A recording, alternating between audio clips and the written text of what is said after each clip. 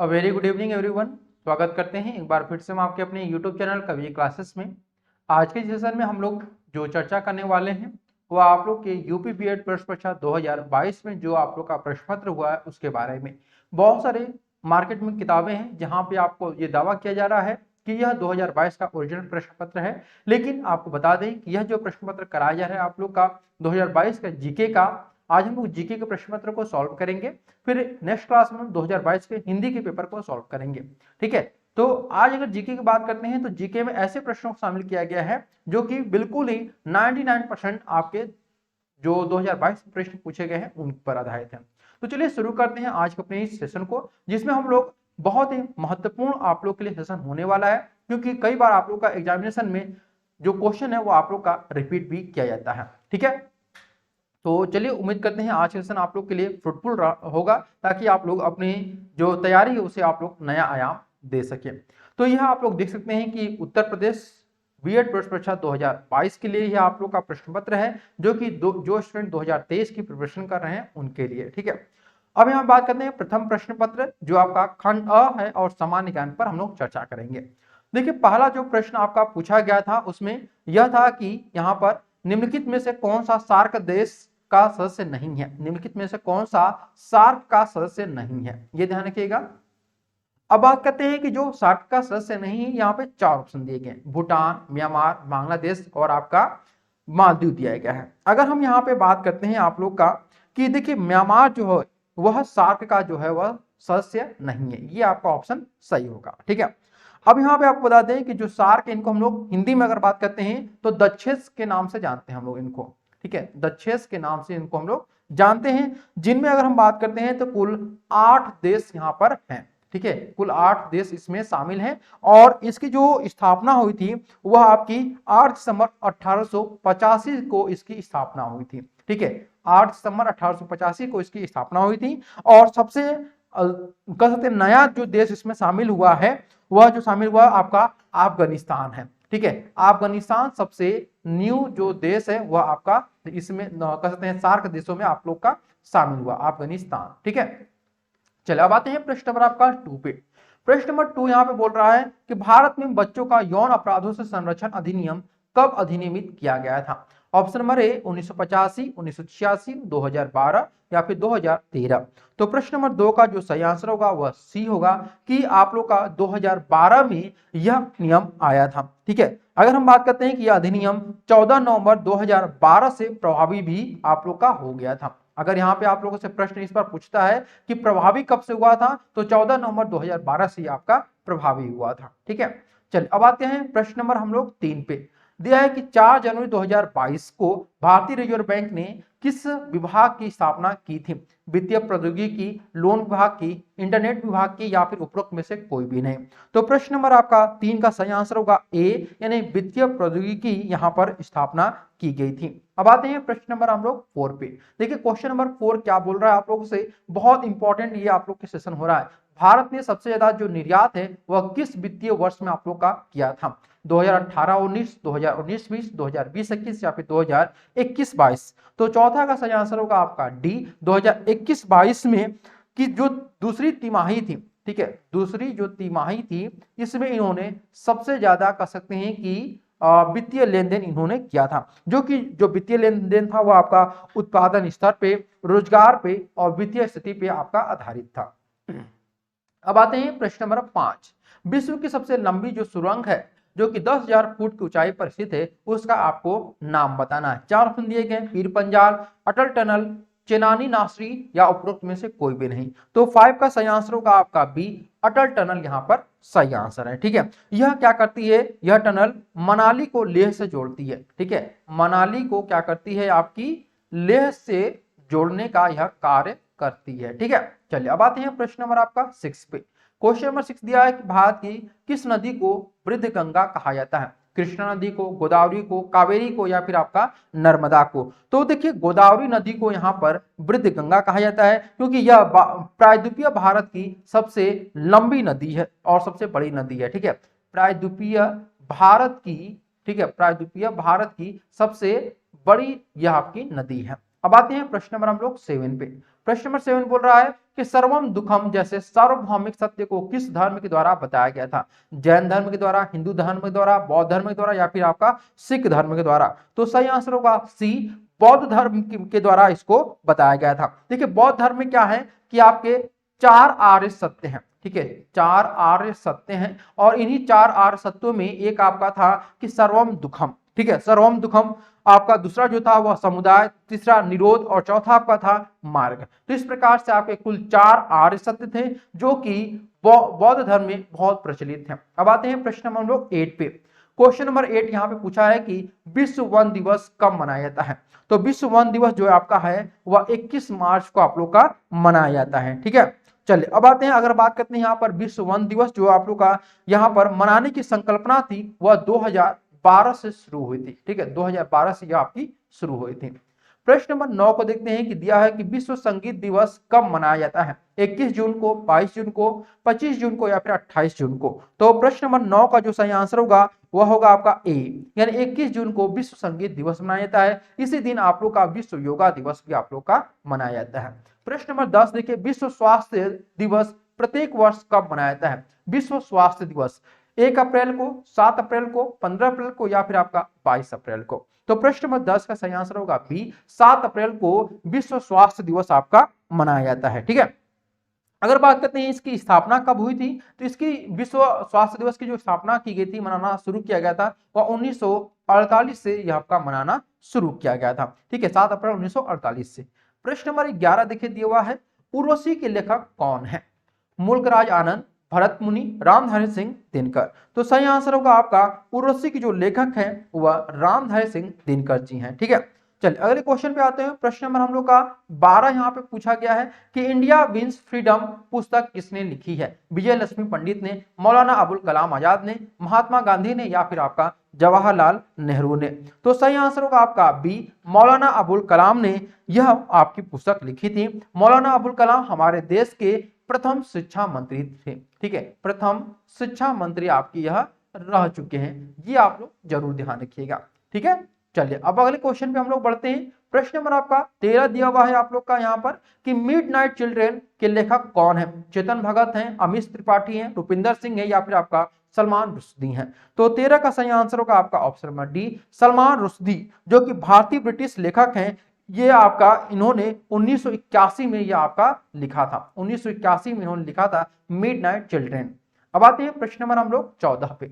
दिया है कि पुर्तगालियों ने गोवा पर कब अधिकार किया था? 1495, 1500, 1510 या फिर 1520 में? तो पुर्तगालियों ने जो यहाँ पर अधिकार किया था वह 1510 में इन्होंने अधिकार यहाँ पर कर लिया था, ठीक है। और सबसे पहले इन्होंने जो अधिकार किया था वह किसको हरा कर किया था? तो इन्होंने गोवा का एक मतलब जगह है जिसका नाम है आपका बीजापुर, ठीक है, बीजापुर को इन्होंने, बीजापुर के जो शासक थे, इनका शासक का नाम था यूसुफ अली शाह, ठीक है, यूसुफ अली शाह इनका शासक, इस जगह के शासक का नाम था। और इनको ही जो पुर्तगाली थी इन्होंने हरा करके यहाँ पर कब्जा कर लिया था, ठीक है।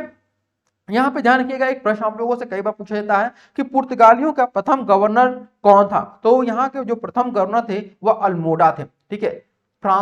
फ्रांसीसियों का प्रथम जो गवर्नर था वह कौन था आपका भाई? तो अल्मोडा था, ये आप लोग ध्यान रखिएगा अपने। अब आते हैं प्रश्न नंबर 15 पे। देखिए प्रश्न नंबर 15 यहाँ पे बोल रहा है कि डॉक्टर भीमराव अंबेडकर ने किस अनुच्छेद को संविधान की आत्मा और हृदय कहा है? अनुच्छेद 11 को, अनुच्छेद 12 को, अनुच्छेद 22 को या फिर उपरोक्त में से कोई नहीं? तो प्रश्न नंबर 15 में सही आंसर होगा आपका डी, उपरोक्त में से कोई भी आपका नहीं है। क्योंकि यहाँ पर अगर बात करते हैं कि इन्होंने अनुच्छेद यानी आर्टिकल 32 को यहाँ पर संविधान की आत्मा कहा है, आर्टिकल 32 आपका होगा, ठीक है। चलिए अब आते हैं प्रश्न नंबर हम लोग का 16। दिया है कि आपातकाल का संबंध किस अनुच्छेद से नहीं है? तो देखिए एक एक करके मैं आप लोग बता दूं कि अनुच्छेद 352 का जो संबंध है आपातकाल की घोषणा से है, ठीक है, क्या है आपकी? आपातकाल की घोषणा से है। और अनुच्छेद 353 का अगर बात करते हैं कि यह भी आपका जो घोषणा होती है इसके जो प्रभाव होता है उस प्रभाव के बारे में यहाँ पर जिक्र है। 356 में जो अगर बात करते हैं तो यहाँ पर उपबंध का यहाँ पर जिक्र है, उपबंध का यहाँ पर जिक्र है, आपातकाल के उपबंध का। अनुच्छेद 360 जो है वह वित्तीय आपातकाल का है, ठीक है, किसका? वित्तीय आपातकाल का है।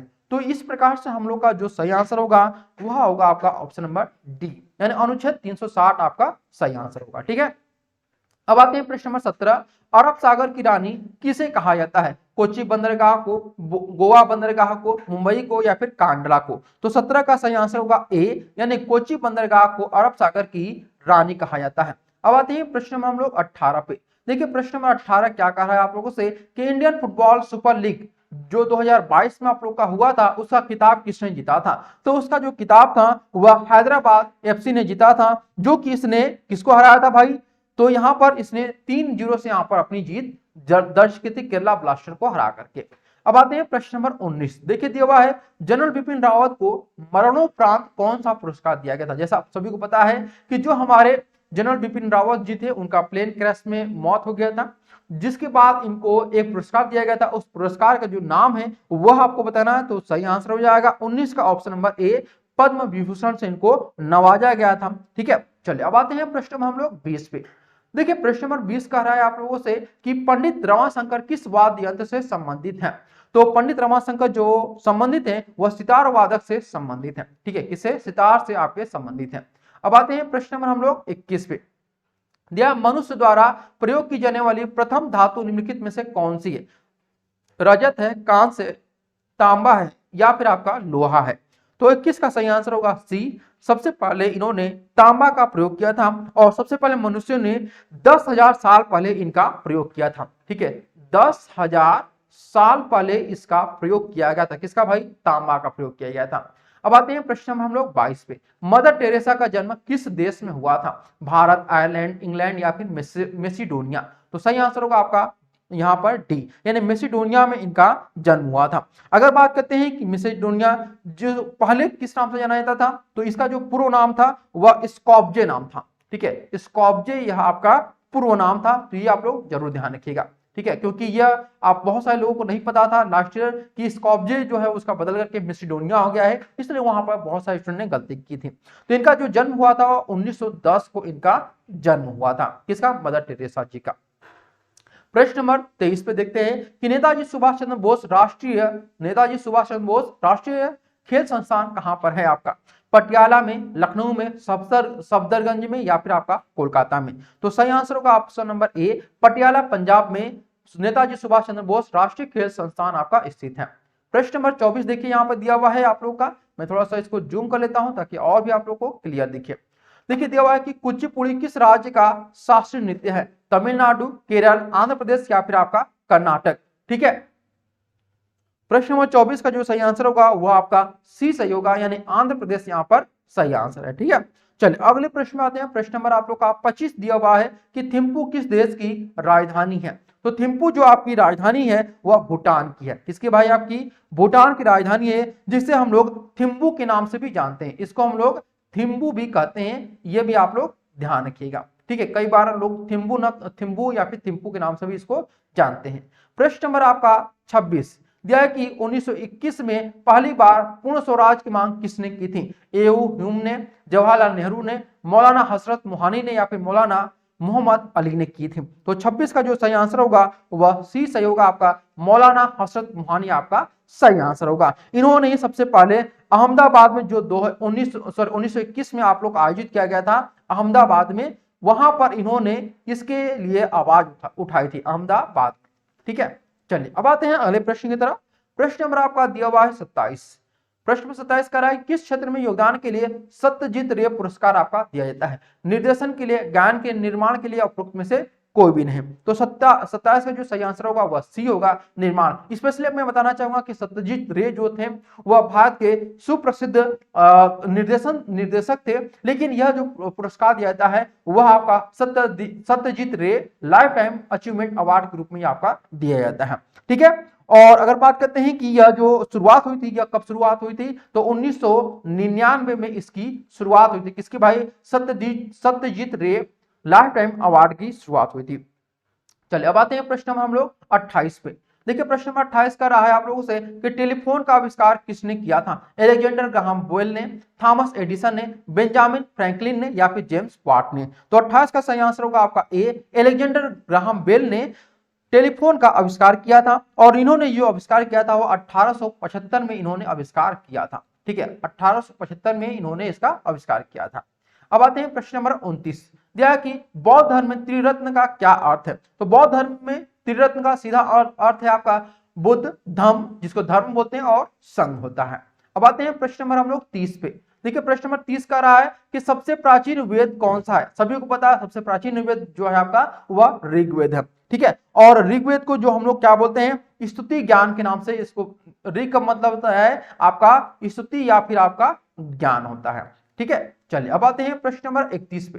प्रश्न नंबर 31 बोल रहा है कि बीसी राय अवार्ड किस क्षेत्र में दिया जाता है। तो देखिए यहां पर ध्यान रखिएगा कि जो बीसी राय है अवार्ड है यह किसके नाम पर दिया जाता है भाई, तो यह विधान चंद्र राय जी के नाम पर दिया जाता है। और स्पेशली अगर बात करते हैं किस क्षेत्र में, तो चिकित्सा के क्षेत्र में यह आपका दिया जाता है।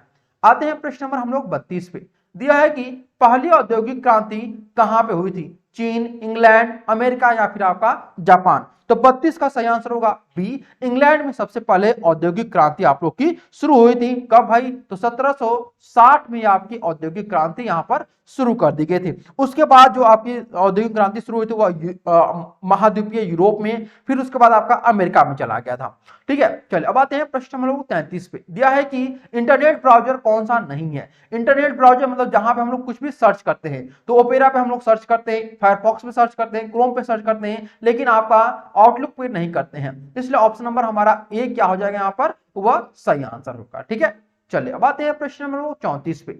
दिया है कि स्कूल शिक्षा से संबंधित है, यानी कि जो हमारी स्कूल शिक्षा है उससे संबंधित कौन सी है, एनसीईआरटी, यूजीसी, एनसीटी या फिर आरटीआई। तो सही आंसर होगा आपका ए, एनसीईआरटी। अक्सर आप लोग देखते होंगे कि वर्तमान समय में क्लास 6 से लेकर के 12 तक आप लोग को कहीं भी जाएंगे आईएएस की तैयारी करने के लिए, वहां बोला जाएगा कि क्लास 6 से लेकर 12 तक आप लोग एनसीईआरटी की तैयारी करिए, एनसीईआरटी किताबों को पढ़िए, तभी आप लोग आईएएस के लिए तैयारी हो पाएगी आप लोग की। तो यहाँ पर एनसीईआरटी जो है आप लोग की स्कूली शिक्षा से संबंधित है। प्रश्न नंबर 35 को देखते हैं। दिया है दिसंबर 2021 में पराग अग्रवाल को किसका सीईओ नियुक्त किया गया था। तो यह नियुक्त किया गया था आपका ट्विटर को, लेकिन जैसे ही एलन मस्क यहाँ पर ट्विटर पे आए, उन्होंने पराग अग्रवाल को सीईओ के पद से निष्कासित कर दिया था। ठीक है, चलिए अब आते हैं प्रश्न नंबर 36 पे। दिया हुआ है आप लोग का कि केप का फुल फॉर्म क्या होता है। केप का फुल फॉर्म क्या होता है, तो सही आंसर होगा आपका option number D, central advisory board of education, यह आपका सही आंसर होगा 36 का। ठीक है, चलिए अब आते हैं प्रश्न नंबर हम लोग 37 का। देखिए 37 का क्या पूछ रहा है कि माउंट एवरेस्ट पर चढ़ने वाली प्रथम महिला कौन थी। देखिए भारत का नहीं पूछा है बल्कि विश्व के बारे में पूछा हुआ है। तो विश्व में जो आपकी पहली महिला जो आपकी सबसे पहले गई थी वह आपकी कौन थी भाई, तो जुनको ताबे था। ठीक है, इनका क्या नाम था, जुनको ताबे या फिर तबेई के नाम से भी इनको जाना जाता है, ताबे या फिर कहिए इनको तबेई। ठीक है, दोनों इनको बोल सकते हैं। और इन्होंने कब यहां पर शुरू किया था, तो इन्होंने 1975 में यह चढ़ाई की थी, 1975 में यह इन्होंने चढ़ाई की थी। अब बात करते हैं अगर भारत में, तो भारत में सबसे पहले बछेंद्री पाल ने माउंट एवरेस्ट की चढ़ाई की थी। ठीक है, अब आते हैं हम लोग प्रश्न नंबर 38 पे। देखिए दिया हुआ है एनसीटी की स्थापना भारत सरकार के किस अधिनियम के द्वारा हुई थी, 1993, 1994, 1995 या 1996।